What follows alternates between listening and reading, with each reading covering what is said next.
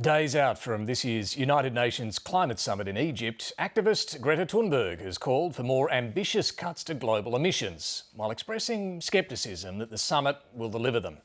She's produced a new book, aptly named The Climate Book, which expresses hope that there's still time to avert the worst of global warming, despite the bleak predictions.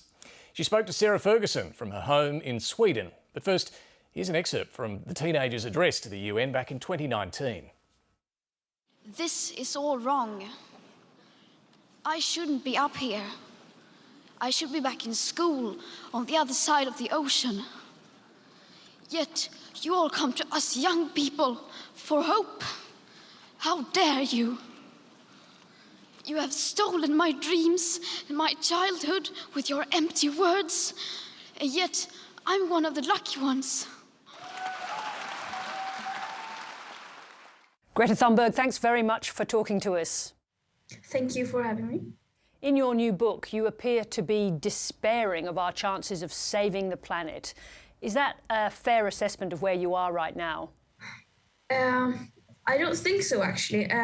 People often ask me whether I'm a pessimist or an optimist when it comes to saving the climate. And I always say that I'm a realist.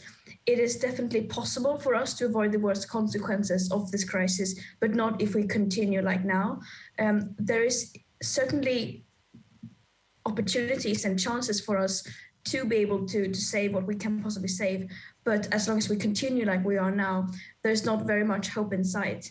You say that in your book. You say that we can't live sustainably within the world's economic system, and there are predictions that the world economy will double in size by 2050. So how do you produce the kind of change that you want to see in the face of that? Of course, we don't know exactly how to do that. If we knew the answer to that, then this wouldn't be as big of a crisis as it is. When I say that we can't live sustainably within an unsustainable world, one very clear example of that is how, for example, I was just sitting right now calculating my own carbon footprint. And even if I click that I do everything right, I still exceed the planetary boundaries just by existing and just by paying taxes. So it's impossible to live sustainably today. You clearly think that the phrase climate change isn't enough now to describe the situation that we're in, that the climate is breaking down and destabilizing. Do you think that that process is irreversible? I mean, it's not a matter of whether I think something is reversible or not. Science clearly shows that already at 1.5 degrees of global average temperature rise, we will be seeing irreversible tipping points beyond human control that we will not be able to reverse. We need to heed the principles of safety. It seems like for every issue, apart from the climate issue, we go for the safest option. Let me ask you this. Here's a quote from you. You say, net zero by 2050 is too little, too late. Tell me why you say that. Net zero, of course, it can be any date. What's usually being talked about is net zero 2050 or net zero 2045, as we have here in Sweden. And these are cherry-picked dates based on carbon budgets, which do not give us a big chance of staying below and meeting our internationally agreed climate targets. It also excludes many crucial factors like tipping points and feedback loops, and also is often usually completely dependent on negative emissions technologies that do not exist at scale. Because the climate crisis is a cumulative crisis. If we completely ignore the historical emissions that now have been spent predominantly by the nations of the global north, then we will not be able to solve this crisis. For us to have a 66% chance of staying below 1.5 degrees C, 90% almost of that carbon budget has already been spent. If we could ignore those 90% of this crisis, that's very, very, very naive. The big climate change conference in Egypt is about to start. Now, you condemned the last one as a failure and a PR exercise, and you said that the leaders were guilty of decades of blah, blah, blah. Do you expect any more from this one? I do not, unfortunately.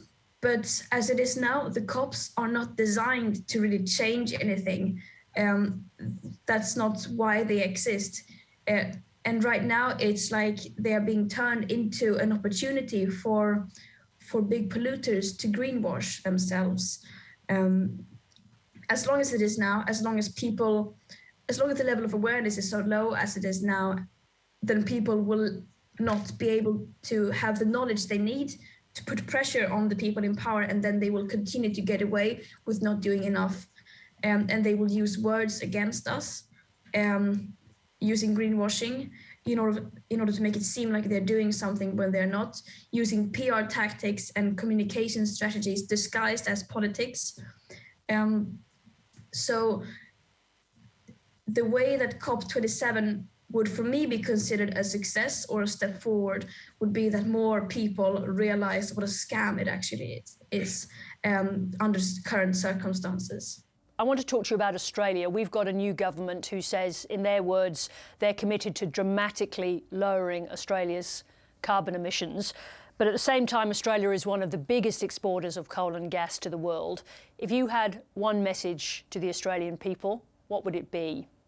I guess it would just be as simple as wake up and treat the climate emergency like an emergency. It seems like many people in Australia think that now we have a new government, now everything will be fine. Of course, that is very, very far from true. Of course, there are some parties and some governments that are a bit less worse than some others, of course. But as long as we treat the climate crisis as a side topic or as a political issue among other political issues and so on, and do not see it as the emergency it is, and as long as we do not connect that crisis to many other interconnected crises, and the more time we would lose. If we just keep pretending that we can solve this crisis by having a new government, for example, then that's not really realizing the full extent of this emergency. So we have to keep pushing in every possible way. The view of successive governments here has been that it's up to the countries we export to be responsible for the emissions that the coal and gas produces. Do you accept that argument? I mean, emissions accounting is very, very complicated.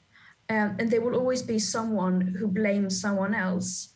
And of course, it's difficult to hold anyone to account.